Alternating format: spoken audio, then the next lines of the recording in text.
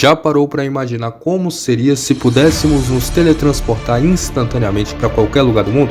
Eu sei que já, mas será que isso realmente é possível ou é só coisa de ficção científica? Bom, nesse vídeo vamos falar um pouco mais sobre o teletransporte, e não estou falando do teletransporte dos filmes de Star Trek, mas sim do teletransporte segundo a ciência. Então vamos juntos descobrir como isso poderia funcionar segundo a ciência. Mas já adianto que o assunto não é tão simples quanto parece, pois o teletransporte envolve alguns paradoxos e questões éticas que precisam ser discutidas. Para entendermos como o teletransporte seria possível, precisamos entender um pouquinho sobre a teoria da relatividade de Einstein. É algo simples, não se preocupe. De acordo com a teoria da relatividade, o espaço e o tempo estão interligados formando uma coisa só, que é chamado espaço-tempo. E não é só isso. A teoria também diz que a velocidade da luz é a mesma para todos os observadores, independente da velocidade que eles estejam se movendo. Eu sei que pode parecer meio estranho, mas realmente é isso. Então a teoria da relatividade também fala sobre a distorção do espaço-tempo causada pela massa dos objetos. Ou seja, quanto mais massa um objeto tem, mais ele distorce o espaço-tempo ao seu redor. Mas como isso se relaciona com o teletransporte? Bom, teoricamente, se fosse possível distorcer o espaço-tempo de tal forma que criássemos um atalho entre esses dois pontos, poderíamos nos teletransportar instantaneamente de um lugar para o outro. Parece coisa até que é muito simples, né? Só que, infelizmente, não é tão simples assim. Essa distorção do espaço-tempo é muito difícil de ser realizada, principalmente porque precisaríamos de uma quantidade absurda de energia para isso. Além disso, existem questões éticas envolvidas, como a destruição do original do ser que está sendo teleportado. E isso ocorre porque, na maioria das versões do teletransporte, o objeto ou pessoa é desmontado em um nível molecular, em um local, e é remontado em outro local. Então, isso acontece que há uma destruição do objeto original e uma recriação de um outro objeto.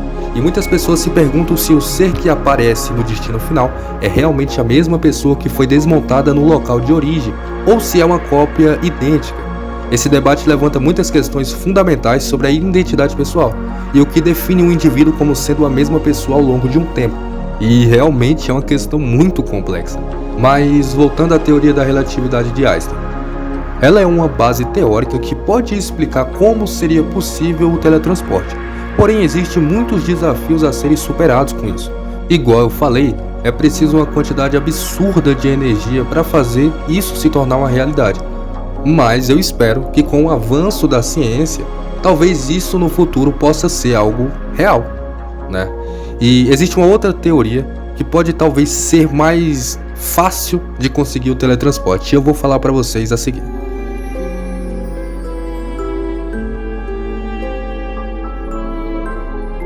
O teletransporte quântico. O teletransporte quântico é uma técnica completamente diferente do teletransporte baseado na teoria da relatividade. Se você achou a teoria da relatividade complexa, prepare-se para o mundo quântico. O teletransporte quântico é baseado em uma propriedade quântica chamada de entrelaçamento quântico. Essa propriedade diz que duas partículas quânticas podem estar emaranhadas, de forma que, se uma sofrer qualquer mudança, a outra também sofrerá, independente da distância entre elas. Cara, isso é muito fantástico. Então, o teletransporte quântico entra em cena para conseguir facilitar o teletransporte. Por quê? Se conseguirmos entrelaçar duas partículas quânticas, podemos usar uma delas para ler a informação da outra, mesmo que elas estejam muito longe uma da outra. E, teoricamente, essa informação poderia ser usada para recriar a partícula original em qualquer lugar. Tá, mas aí você se pergunta, mas como faz isso na prática?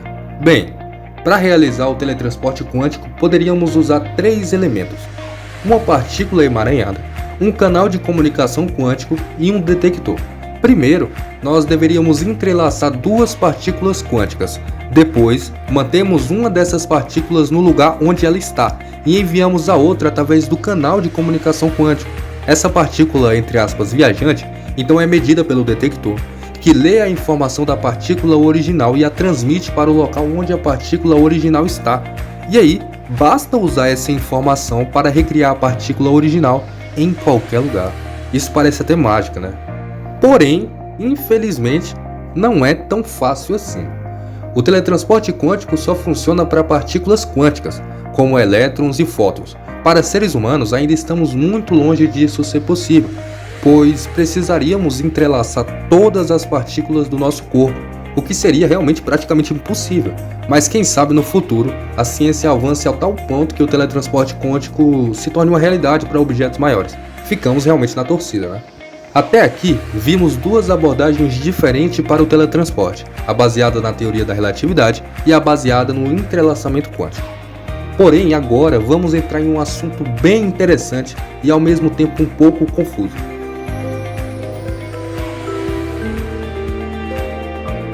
Imagine que você é teletransportado para outro lugar, mas será que a pessoa que chegou lá é realmente você?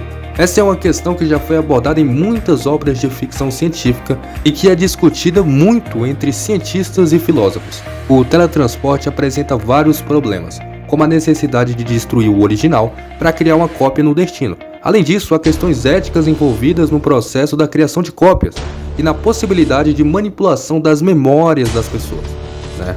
Então tudo isso nos leva a questionar se realmente é possível transportar uma pessoa de um lugar para outro, ou se o teletransporte seria apenas uma forma de criar cópias.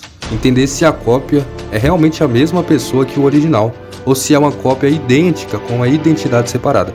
Afinal, a cópia pode ter as mesmas memórias, as mesmas características físicas, mas pode ter uma identidade diferente da pessoa original, já que a experiência e as circunstâncias em que a cópia foi criada são diferentes.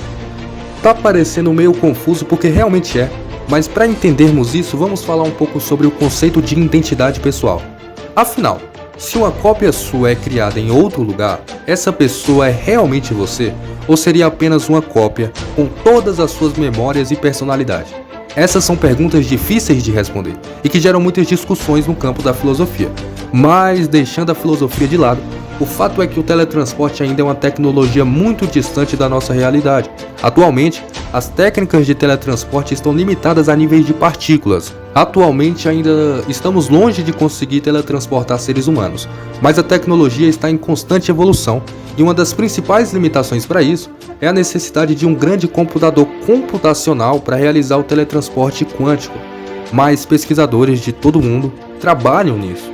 Cara, é realmente interessante você ver que tem muitos projetos científicos sobre o teletransporte para desenvolver computadores quânticos cada vez mais potentes.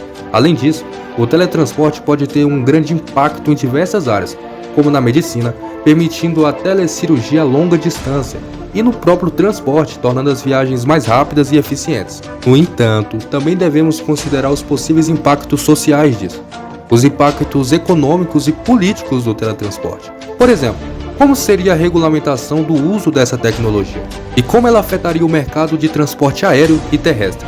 Enfim, o teletransporte é uma tecnologia fascinante e ainda tem muito a ser explorado. Espero que esse vídeo tenha sido útil para você entender um pouco mais sobre o tema e as suas possibilidades futuras. Obrigado por me acompanhar até aqui e até a próxima.